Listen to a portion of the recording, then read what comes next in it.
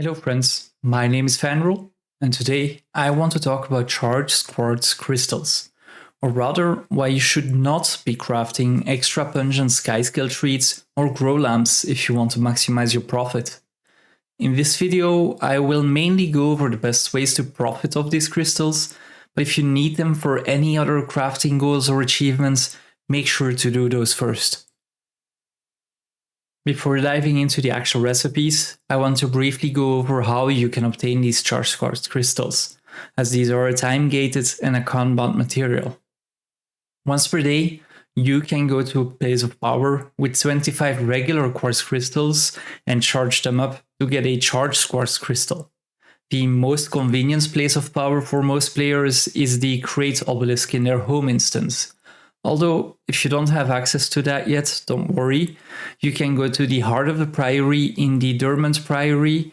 This is located next to a waypoint and several vendors, including a trading post. So if you forgot to buy the crystals and you have none left in your bank, you can just buy them there.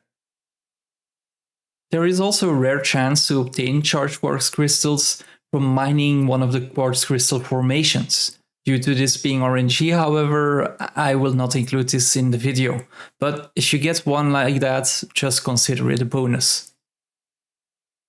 Now onto the actual recipes.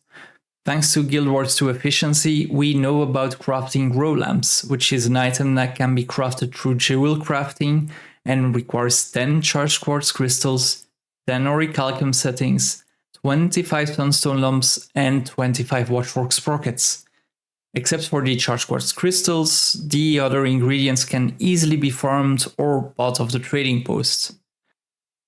And if we were to tally the ingredient costs, you would be spending about 13 to 14 gold to craft a single grow lamp, and you can then sell that for 27 gold.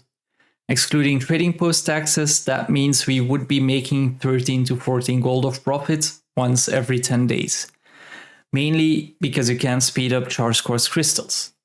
Now, if you look at the value per crystal, we can consider we get about 1.4 gold out of each crystal if we bought the ingredients, and 2.7 gold if we use the materials that we already had in our bank. A second popular option is the Extra-Pungent Skyscale Treats. For this, you need a character with 300 cooking. And the reason this is so popular is that each treat only requires a single Charged Quartz crystal. This means you get your gold back faster. As mentioned, you're gonna need 1 Charged Quartz crystal, as well as 2 slabs of red meat, 10 piles of bloodstone dust, and 1 smell enhancing culture.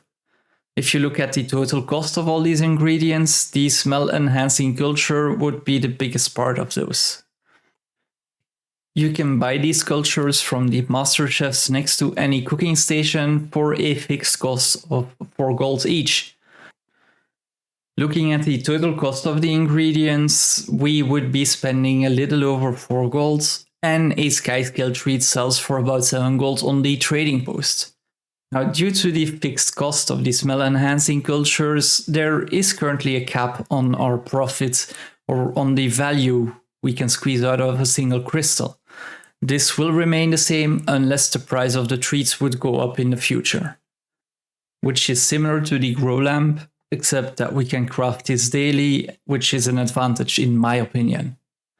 Now, what if I told you there's something else you can craft where the minimum value of a crystal would be 4 gold and all the way up to 6.5 gold?